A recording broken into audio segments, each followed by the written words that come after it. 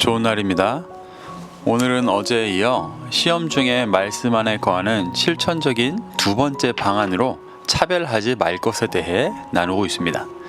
오늘 나눌 차별하지 말라는 교훈은 단지 물질적으로 부유한 자와 가난한 자를 구분짓지 말고 동등하게 대하라는 교훈만은 아닙니다.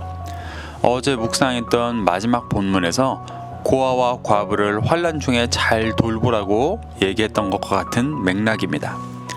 고아와 과부를 환난 중에 잘 돌보라는 이야기는 영적으로 가난하고 곤고한 자들에게 진리의 말씀을 나누는 일을 해야 하는 것이라고 설명했었습니다. 오늘 차별하지 말라는 말씀 또한 같은 맥락입니다. 함께 한 절 한 절 살펴보도록 하겠습니다. 1절입니다. 내 형제들아, 영광의 주 곧 우리 주 예수 그리스도에 대한 믿음을 너희가 가졌으니 사람을 차별하여 대하지 말라. 야고보는 그리스도에 대한 믿음을 가진 형제들에게 사람을 차별하여 대하지 말라고 말합니다. 그리고 그 차별하는 실제적인 행위가 무엇인지 그 다음 절에서 설명합니다. 2절부터 4절 말씀입니다. 만일 너희 회당에 금가락지를 끼고 아름다운 옷을 입은 사람이 들어오고 또 남루한 옷을 입은 가난한 사람이 들어올 때 너희가 아름다운 옷을 입은 자를 눈여겨보고 말하되 여기 좋은 자리에 앉으소서 하고 또 가난한 자에게 말하되 너는 거기 서 있든지 내 발등상 아래에 앉으라 하면 너희끼리 서로 차별하며 악한 생각으로 판단하는 자가 되는 것이 아니냐. 야고보는 회당에 들어오는 사람들 중 금가락지를 끼고 아름다운 옷을 입은 사람과 남루한 옷을 입은 가난한 사람, 두 대조적인 사람을 보여줍니다. 이 두 대조적인 사람은 회당에 있는 두 종류의 사람을 나타냅니다. 당시 기독교 역사를 아는 사람들은 회당에 있는 부유한 자와 가난한 자가 어떠한 자들인지 아실 것입니다. 당시 유대인이 모이는 회당에서 부유하다고 칭해지는 자들은 유대 종교 기득권층이었습니다. 그들이 끼고 있다고 표현하는 금가락지와 아름다운 옷은 당시 사회적 지위와 명예를 가진 사람들을 드러냅니다. 예수님 살아생전 때부터 초대교회 때에도 이 기득권층들은 예수님의 진리의 말씀을 듣고 따르기보다 반대하고 박해하는 일을 했었습니다. 이들은 진리가 아닌 세상의 유익을 쫓는 자들이었습니다. 반면 남루한 옷을 입은 가난한 자들은 모든 것을 버리고 진리를 쫓는 자들을 말합니다. 실제로 당시 예수님의 진리의 말씀을 쫓는 자들은 기득권층의 박해로 인해 직업을 잃기도 했고 쫓기며 경제적으로 어려운 삶을 살 수밖에 없었습니다. 야고보는 그리스도에 대한 믿음을 가진 형제들이 이런 두 부류의 사람을 대할 때 부유한 사람을 좋은 자리에 앉혀 높이 대우하고 가난한 사람은 낮은 자리에 앉혀 소홀히 대하는 것을 진리를 쫓기보다 기득권층에 동조하여 그들과 같이 문자를 쫓는 일이라 여겼습니다. 그렇기 때문에 부유한 이들과 같이 진리를 박해하는 일을 경계하고 있었습니다. 이를 차별하지 말라고 표현하고 있는 것입니다. 5절에서 7절 보시겠습니다. 내 사랑하는 형제들아, 들을지어다. 하나님이 세상에서 가난한 자를 택하사 믿음에 부유하게 하시고 또 자기를 사랑하는 자들에게 약속하신 나라를 상속으로 받게 하지 아니하셨느냐. 너희는 도리어 가난한 자를 업신여겼도다. 부자는 너희를 억압하며 법정으로 끌고 가지 아니하느냐. 그들은 너희에게 대하여 일컬은 바 그 아름다운 이름을 비방하지 아니하느냐. 야고보는 5절에서 가난한 자와 하나님을 사랑하는 자를 동일하게 보고 있습니다. 하나님께서 이들을 택하셔서 믿음에 부유하게 하시고 약속하신 나라를 상속받게 하셨다고 말합니다. 반면 부자의 모습은 6절에서 야고보의 형제들을 억압하여 법정에 세웠었고 7절에서는 그 아름다운 이름, 즉 예수 그리스도의 이름을 비방하는 모습이었습니다. 약속한 나라를 받을 수 없는 모습입니다.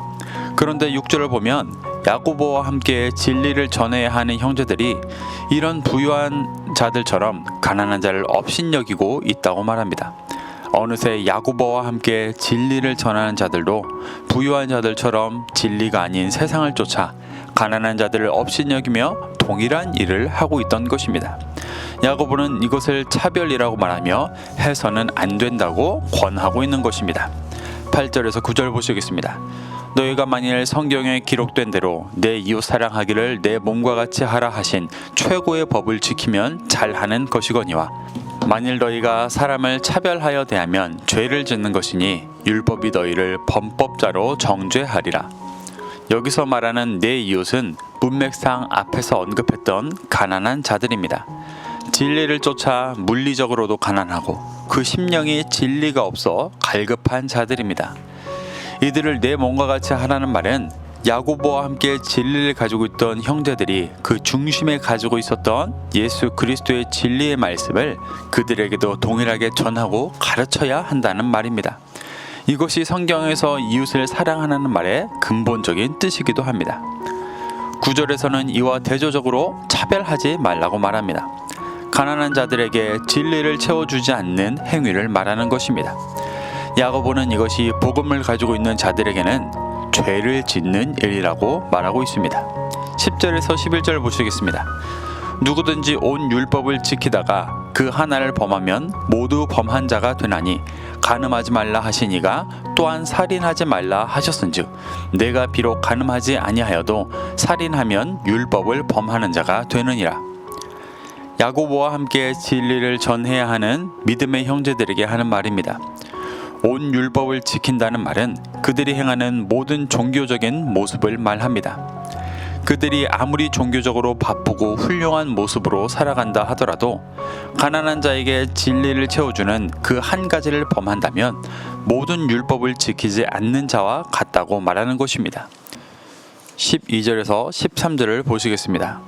너희는 자유의 율법대로 심판받을 자처럼 말도 하고 행하기도 하라. 긍휼을 행하지 아니하는 자에게는 긍휼 없는 심판이 있으리라. 긍휼은 심판을 이기고 자랑하느니라. 헬라어 원문을 보면 12절 맨 앞에 이와 같이라는 말이 포함되어 있습니다. 차별에 대해 이야기했던 내용의 결론을 내고 있는 것입니다. 12절에서 말하는 자유의 율법은 1장 25절에서 나왔던 자유하게 하는 온전한 율법과 같은 개념입니다. 우리는 신약에서 율법이라는 말을 구분해 볼 수 있어야 합니다. 사복음서에서 예수님께서 부정적으로 말씀하시던 율법은 당시 유대인들이 자신들의 외식하는 삶을 정당화하기 위해 주장했던 변질된 율법이었습니다. 그 율법은 하나님께서 모세에게 주셨던 율법의 겉모습만 비슷할 뿐 의도한 뜻은 전혀 달랐습니다. 그래서 유대인들을 오히려 더 올가매고 고통스럽게 했던 것입니다. 예수님은 그 율법을 깨고 하나님께서 원래 의도하셨던 참 율법을 주장하시며 참된 자유를 주려 한 것입니다. 여기서 말하는 자유의 율법은 예수님께서 십자가에서 완성하셔서 우리의 영혼을 자유케 할 하나님께서 본래 의도하신 율법이고 진리입니다. 이런 자유의 율법대로 심판받을 자처럼 말하고 행동하라는 것은 자유의 율법과 같은 진리의 기준을 가져 심판받아도 아무 해도 받지 않을 상태를 말하고 행하라는 뜻입니다. 13절에서 긍휼을 행한다는 것은 앞선 맥락에서 차별하지 말라는 말과 같은 것입니다. 만일 유대인 기득권층처럼 가난한 자를 박해하면 심판을 받을 것이고 그들에게 진리를 채워주는 일을 하면 심판을 이기고 자랑하는 일, 즉 구원의 기쁨을 나누는 일을 하게 될 것이라고 말하고 있는 것입니다. 사랑하는 성도 여러분, 이 말씀을 교훈 삼아 차별하지 않고 이웃을 사랑하는 그리스도인이 되시기를 축복합니다. 내 안에 자유케 하는 진리가 가득 채워져 영적으로 곤고한 간구하는 가난한 자들에게 진리를 채워주는 진정한 그리스도인으로 살아가게 되시기를 축복합니다. 오늘 하루도 이 말씀을 기억하며 주님 안에 승리하시는 하루 되시길 바랍니다.